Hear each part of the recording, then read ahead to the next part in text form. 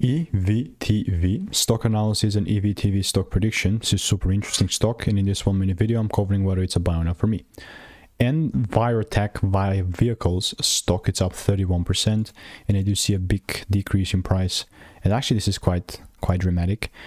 It's gone down like for such a long time, from $3 to right around 41 cents in around, I'll call it 10 months or so. I've done 35,000 videos, I've spent thousands on courses and mentors and documented everything. And just like looking at EVTV, you know, the price just keeps melting and melting and melting.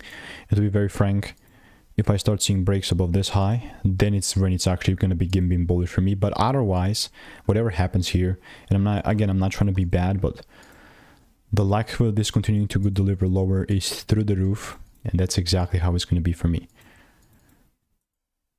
So let me know what is your opinion, and if you want to make more money trading in a simple and lean way, click the first link in the description. It's a free newsletter. Goodbye.